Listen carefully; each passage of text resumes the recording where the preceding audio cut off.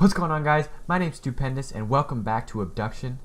So in the last episode we had just turned on the water that feeds the tree of life, and now I'm not exactly sure what we're going to do next, but I know that there is a bunch of stuff right in this workshop that I still need to get through. I know that I need to manipulate these laser things somehow. I mean, it's just shooting down at the gate, and I'd imagine that you have to change that. And some of the Whoa.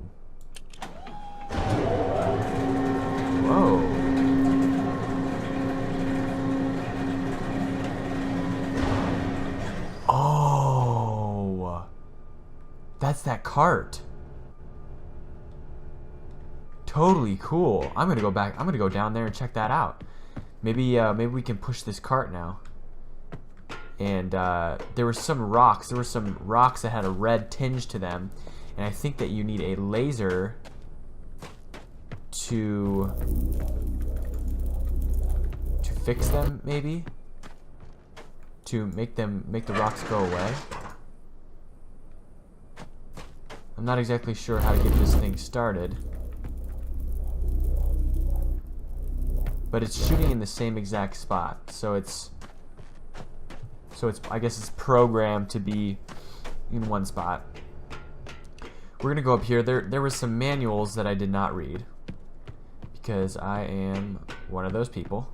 Please change Farley's lock code to secure the vault. Her address backwards should suffice. I think I read this before in the last episode. Farley's lock code to secure the vault. Her address backwards. Farley's address backwards. That's gonna come in handy. But I'm gonna go check out this address backwards vault thing, and I'm pretty sure the vault is up in there. But this is Farley's house right here, and here we go. 6341. 6341. If you could remember that, 6341. We will get into this vault, which I believe is up here. Maybe not. Vault, vault, vault, vault. Actually, I know exactly where it is.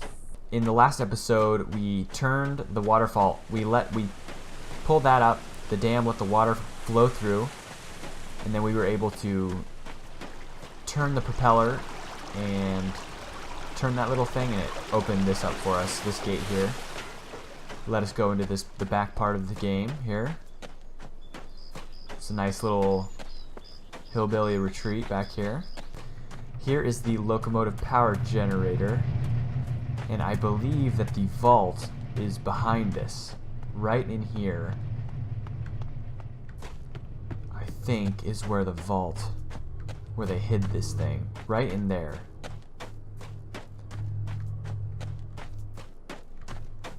And I said 6341, I hope.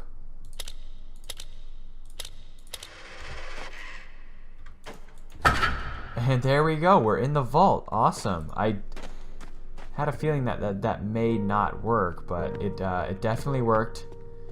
Oh, and we're in Farley's house. Farley's vault is actually Farley's house. Cool. Okay, this is a cool diagram here. Let's read all this.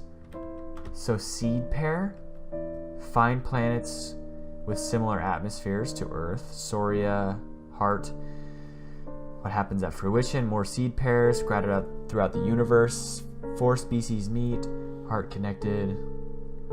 Seems like... Oh, that's that seed that we saw in the beginning. Maybe that's what that is. Maybe those take you to different planets. Okay. Look at all these drawings. There must have been a kid that was living here. Whoa, what is this? This must be a map of the game. So here's Farley's, and we went through... Yeah, so we came through here. Yep, all the way.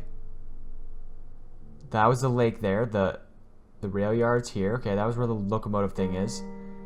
Then the back way into... Okay, this is awesome. This is awesome. This is good to know. Good to know that this map is here.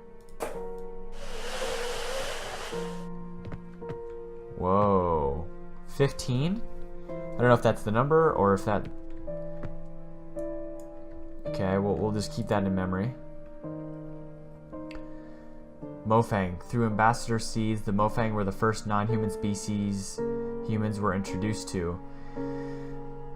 And Liang was the first to call the alien a Mofang, impressed with their advanced ability to imitate our sounds, movements, and mannerisms.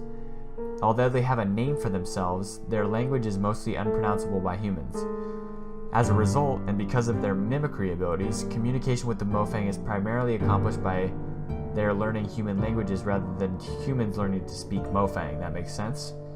They've been able to learn almost every human language represented in Hunrath, enough to provide functional communication. The Mofang basic external morphology is remarkably humanoid, bilateral symmetrical tetrapods, bipedal head with anterior facial features, which is a mouth, eyes, nostrils. Other external features include minimal body hair and raised dorsal protrusions. So it must be back here somewhere.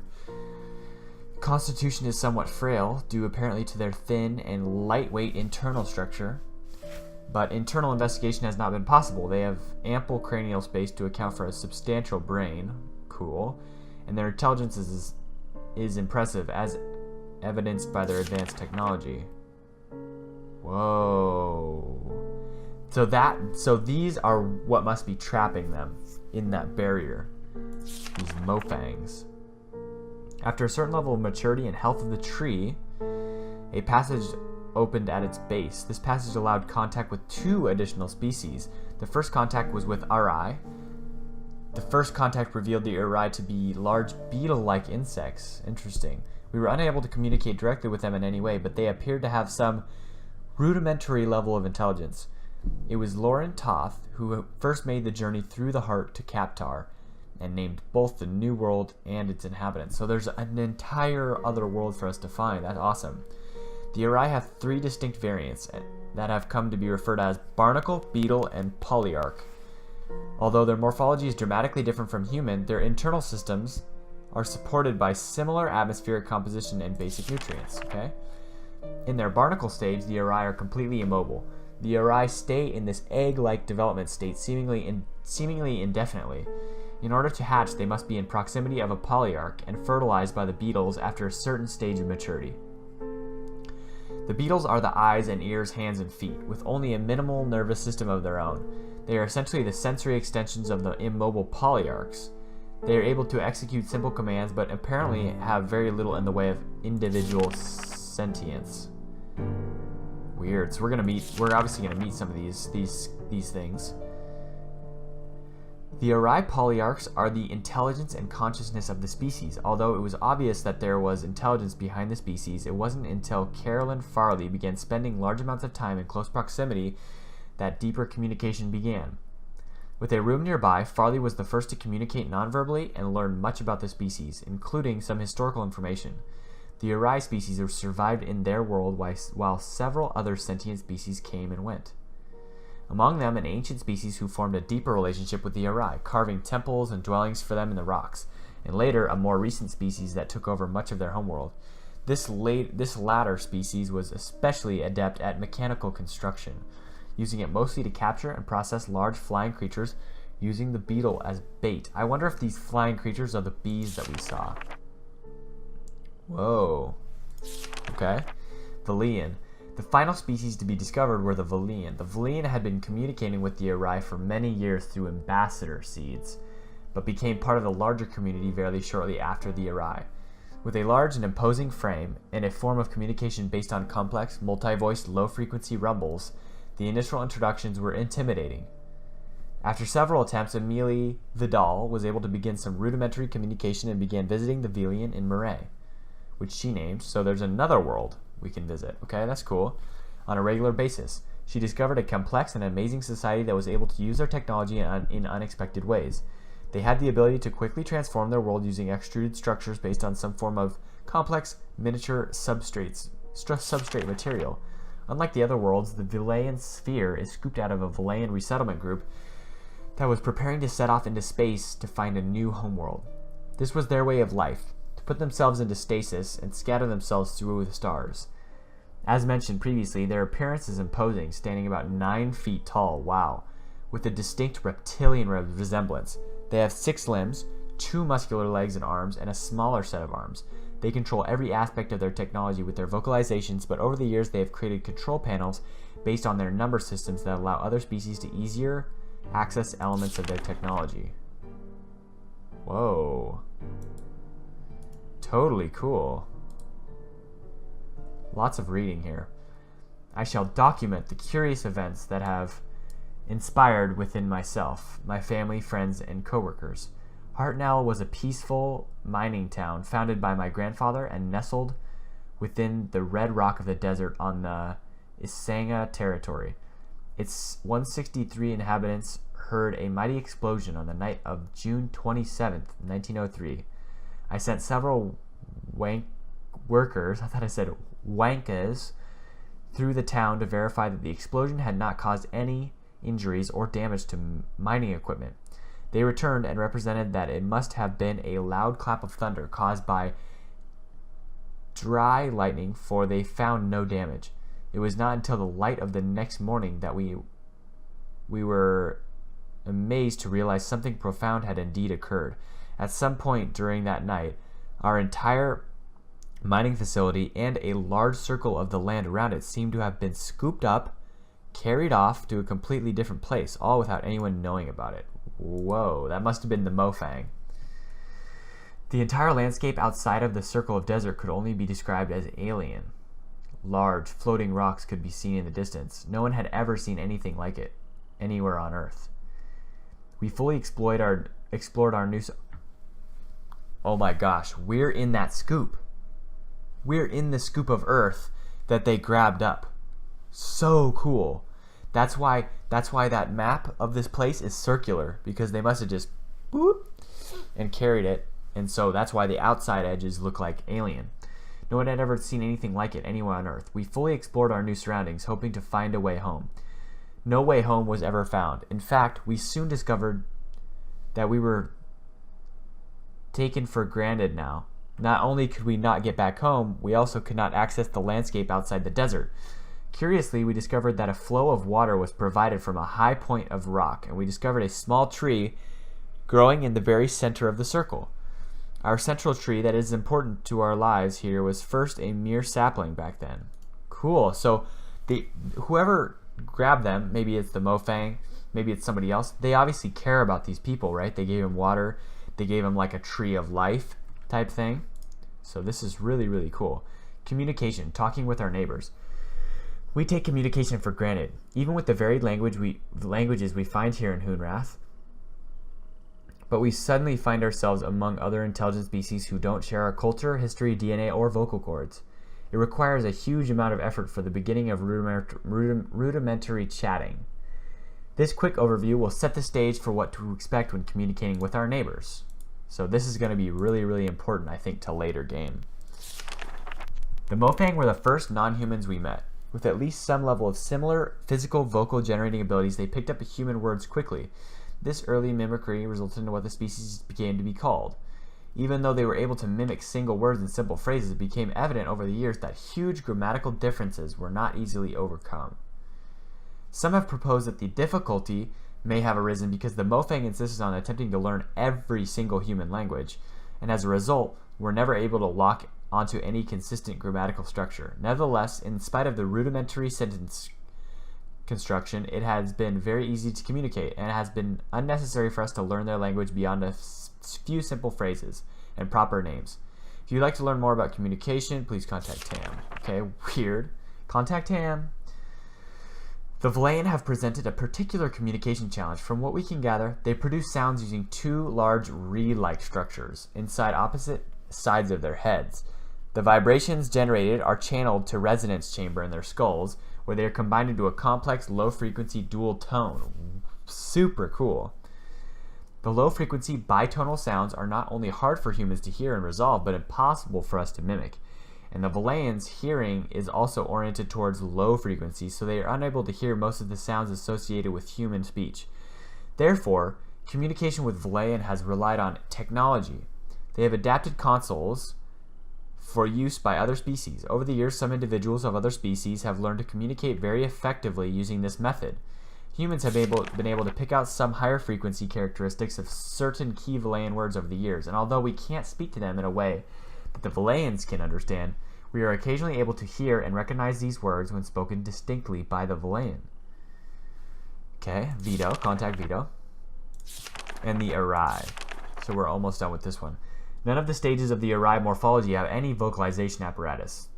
That's going to be hard to talk. Because of the obvious synchronization of the barnacle flash and the ability of the pawns to provide for and address the needs of the polyarchs, it was assumed that the species could communicate effectively.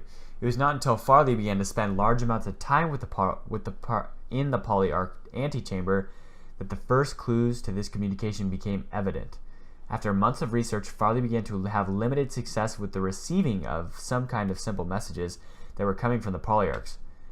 It is apparent now that the polyarchs have been attempting to communicate the entire time, but they themselves have been experimenting with various channels until they finally got a response from Farley. After this breakthrough, others were able to tune into the polyarchs and learn to listen. Both the polyarchs and the pawns have a simple organ that can sense human vocal frequency. Sense human vocal frequency, enabling them to sense simple responses from humans, but over the years, Farley was able to learn to speak to the polyarchs via a related form of extrasensory transmission. If you'd like to learn more, contact Farley.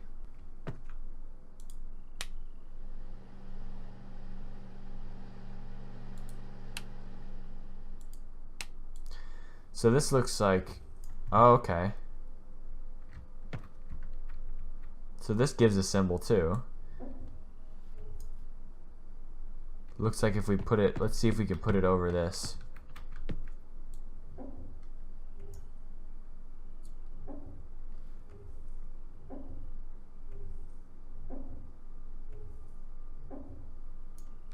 Maybe that's correct? Oh, it goes over this. That's cool. Okay, so it wants me to go to the rail yard, and there's something secret right in there. Looks like that's where I need to go. I'm not sure exactly what it's telling me to look for or whatever, but there's a 15 right there. It's kind of interesting. Like, it's really hard to see. I wonder how many people actually pulled that thing down. Ooh, maybe we can unlock the door here. So we have easy access. Yes! Yes! So we're gonna have easy access to Farley's building. It says welcome right there. So we need to see, this must be her diary. Date from where you came from, please use 4-digit year. Whoa, this is like a book for people that, whoa, and how you got here? Circumstances from which you were taken. Last thing I recall is a large rumbling while I was hiding in a cellar of a vacant building. I ran toward a bright light in the stairwell. I had just arrived and was driving my supply truck along the coast south of Manakana, when I recall being washed away and the seed appeared. Oh, so when that seed appears, it just grabs you. I think that's why I got stuck in the first episode. I was walking and I just froze up and I couldn't do anything. And then the seed came. Portland, United States of America, skiing, Mount Hood. That's really close to me. It's really, really close to me. A little bit south. So it's awesome. We have that blue laser down in the bottom. We just now need to find out exactly how to move that. And I think that blue laser gets rid of those red tingy rocks. So that should be cool. This game is just so cool. So cool already. So there's gonna be two different species that we meet. The Vellein, the Arai. Oh no, 3. Mofang, Vellein, and the Arai. And this is where I think that it says that there's something. I think this is where they say, where they said that there was some type of, maybe that's it right there.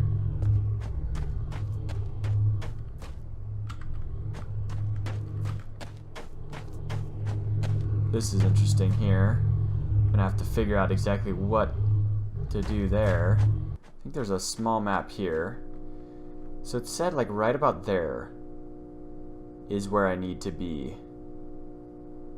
So the tower's right there. Look at that town. I don't know what town means, but we definitely need to get there. But, oh, maybe town? Ooh, I think I need to turn that on. I'm pretty sure I have unfinished business in this compound here. So I'm gonna go take a look at that. Because I got this laser down here, but nothing else.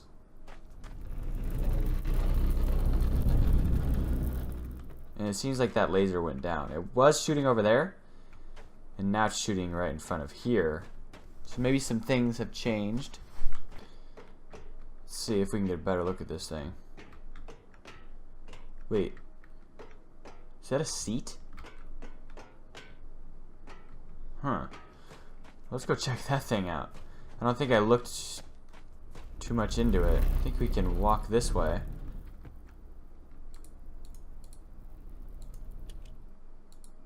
Oh.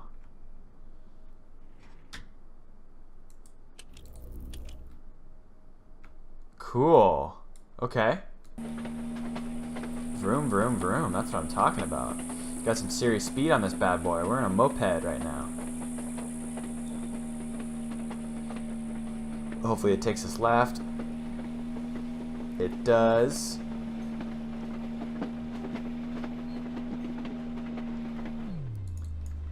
Hopefully this can go. I don't know if this can go. Let's see what happens here. I would have to change it to left either way. But I think it's gonna take us left, yeah. And then, but once we back up, it'll take us left. So what I need to do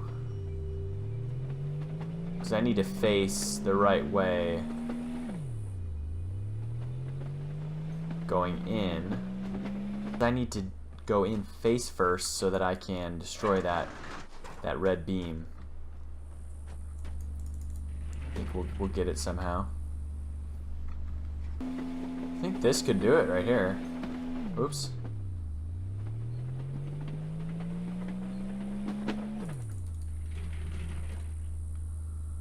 Here we go. We're gonna change that up, and that should do it, ladies and gentlemen. That should give us what we want, because we will be aimed right at that Mofang disabler. There we go. Whoa.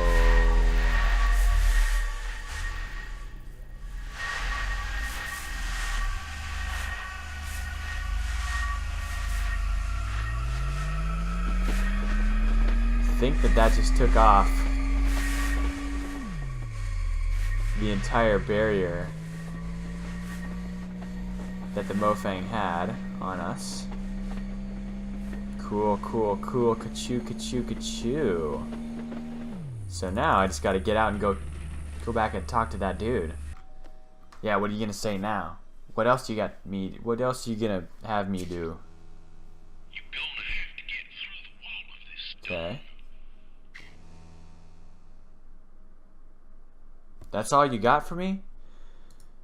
I just did the thing you just told me to do, and now you don't got nothing to say to me?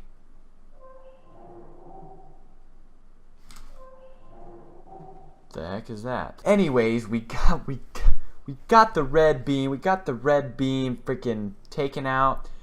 We got this little trolley car going, which is hopefully gonna allow us to traverse through different puzzles in this game.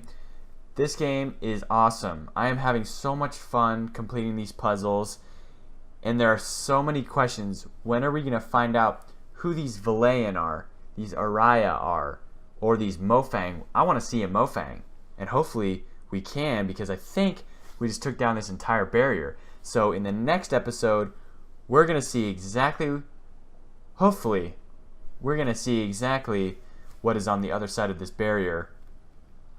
And there you go. Like, subscribe, do whatever you feel like. See you later, guys.